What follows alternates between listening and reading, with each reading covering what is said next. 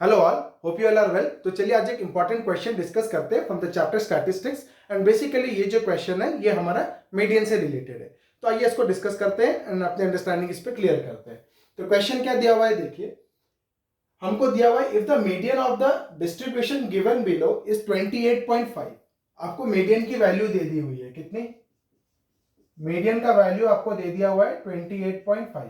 Okay, so the median of the distribution given below is 28.5 और हमको बोला है find the values of x and y. क्या बोला है? Find the values of x and y. तो हम टेबल को देखते हैं।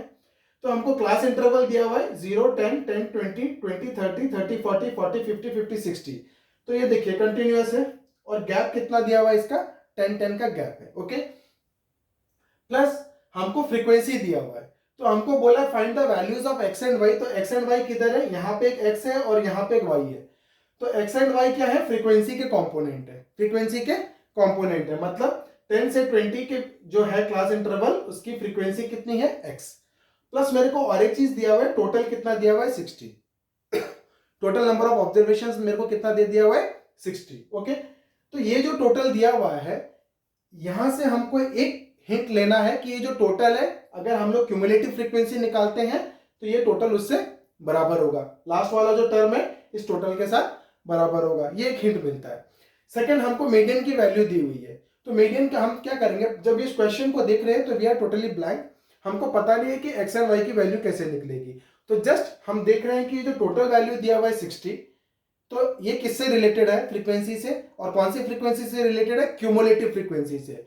तो लेस देन टाइप का टेबल रहेगा तो ये जो लास्ट वाला टर्म आएगा वो टोटल नंबर ऑफ फ्रीक्वेंसी से सेम रहेगा, टोटल नंबर ऑफ ऑब्जर्वेशन से सेम रहेगा। और मोर देन टाइप का टेबल अगर आपको दे दिया तो टॉप वाला जो रहेगा वो क्या रहेगा? क्यूमुलेटिव फ्रीक्वेंसी का वैल्यू टॉप वाला जो रहेगा वो टोटल नंबर ऑफ ऑब्जर्वेशंस के साथ इक्वल रहेगा। ओके, तो अभी का क्वेश्चन में हमको क्या दे दिया हुआ है?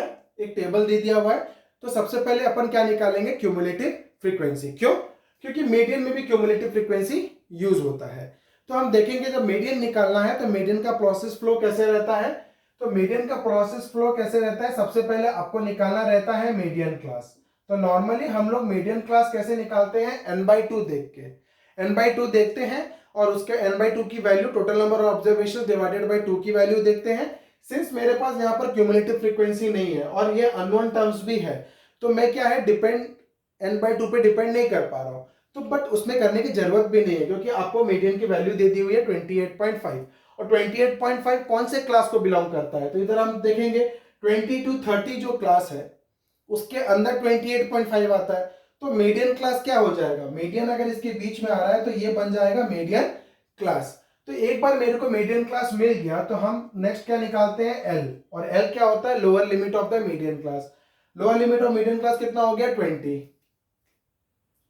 ओके, इसके बाद हम लोग n/2 की वैल्यू एक चाहिए रहती है हमको, है ना, फॉर्मूला में। तो n/2 की वैल्यू निकालते हैं और n/2 की वैल्यू कितनी होती है? n is the total number of observations. Total number of observations कितने हैं? 60। 60 डिवाइडेड बाय 2 कितना हो जाएगा? तो n/2 की वैल्यू आ जाएगी 30। नेक्स्ट हम लोग को दो फ्रीक्वेंसी चाहिए रहता है, क्यूमुलेटिव फ्रीक्वेंसी और एक फ्रीक्वेंसी, और एक हमको क्या चाहिए रहता है? Class interval. क्लास इंटरवल का क्लास साइज। ओके, तो देखिए क्यूमुलेटिव फ्रीक्वेंसी क्या होता है? It is the cumulative frequency of the class preceding the median class. Median class का पहले वाले क्लास का क्यूमुलेटिव फ्रीक्वेंसी चाहिए, मतलब ये वाला वैल्यू चाहिए। मीडियन क्लास के प्रीसीडिंग क्लास का क्यूमुलेटिव फ्रीक्वेंसी चाहिए। ओके, तो CF की वैल्यू हमको निकालनी रहेगी। F क्या होता है? It is the frequency of the median class. ये मीडियन क्लास है उसका फ्रीक्वेंसी कितना है? 20। तो F की वैल्यू कितनी आ जाएगी? 20। H क्या होता है? Class size. तो गैप कितना है क्लास के बीच में? गैप कितना है? 10 का गैप है। तो H की वैल्यू कितनी हो जाएगी? 10। ओके, ना हम लोग के पास सारे वैल्यूज है, सिर्फ क्यूमुलेटिव फ्रीक्वेंसी का वैल्यू नहीं है तो वो हम लोग निकाल देते हैं। क्यूमुलेटिव फ्रीक्वेंसी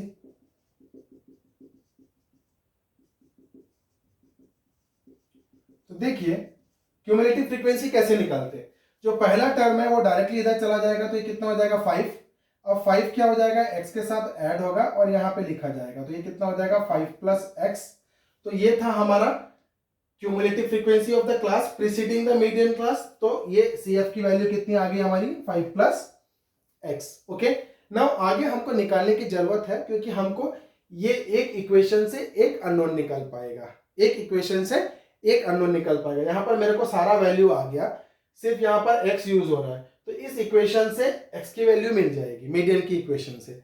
और एक इक्वेशन हमको यहां निकालना पड़ेगा, जो लास्ट वाला टर्म आएगा क्यूमुलेटिव फ्रीक्वेंसी का, वो टोटल नंबर ऑफ ऑब्जर्वेशंस के साथ बराबर होगा। तो दो इक्वेशन हो गए हमारे पास और दो अननोन हो गए, तो हम आराम से सॉल्व कर सकते हैं। ओके, तो आगे चलते हैं। तो अब नेक्स्ट क्यूमुलेटिव फ्रीक्वेंसी कितना होगा 5 प्लस एक्स प्लस 20, यहां पर लिखेंगे तो कितना हो जाएगा 25 प्लस एक्स। तो ऐसे ही करते जाएंगे तो कितना हो जाएगा, देखिए 25 प्लस 5 30, 30 प्लस 10 40, ये कितना हो जाएगा 40 प्लस एक्स, ये कितना हो जाएगा 40 प्लस एक्स प्लस वाई, और ये कितना हो जाएगा 45 प्लस एक्स प्लस वाई। ठीक है, तो ये जो टोटल वैल्यू है ये इसके साथ बराबर हो जाएगा। ये जो वैल्यू आया क्यूमुलेटिव फ्रीक्वेंसी का लास्ट वाला वैल्यू, वो इसके साथ बराबर हो जाएगा। बट ध्यान देना, जब आप class interval more than type table के लिए है, आप frequency distribution table more than type का टेबल हो, तो उसका टॉप वाला क्यूमुलेटिव फ्रीक्वेंसी का value total number of observations के साथ इक्वल होता है। ये थोड़ा सा ध्यान दीजिएगा। ओके, तो अभी हम लोग चलते हैं मीडियन निकालते हैं।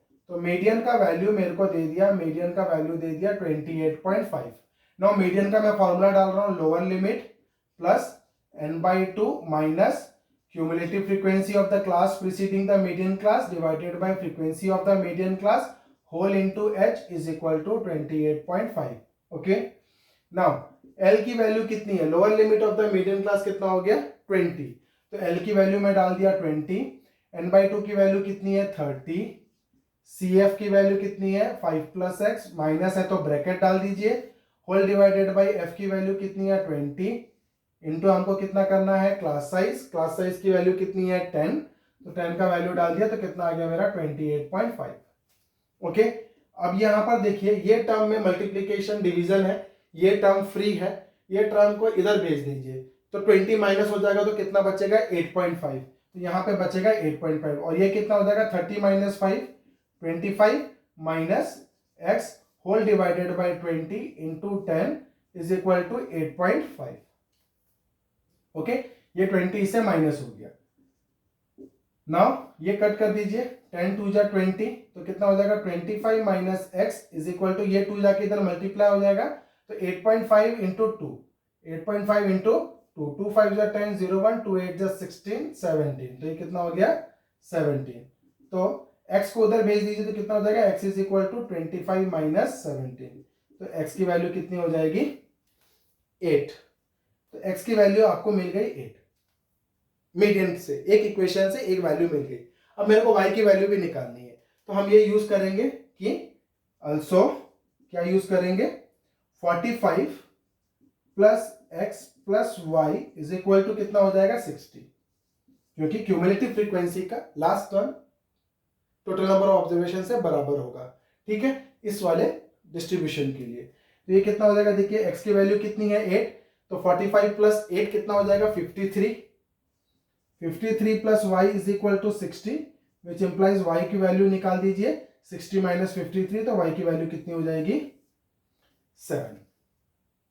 तो आज की वीडियो में हमने देखा कि किस तरीके से जो क्वेश्चन है वो हमने x एंड y की वैल्यू सॉल्व की, हिंट लेके कि क्यूमुलेटिव फ्रीक्वेंसी को कैसे यूज करना है टोटल नंबर ऑफ ऑब्जर्वेशंस के साथ, और मीडियन की वैल्यू को कैसे यूज करके x की वैल्यू हमने निकाली।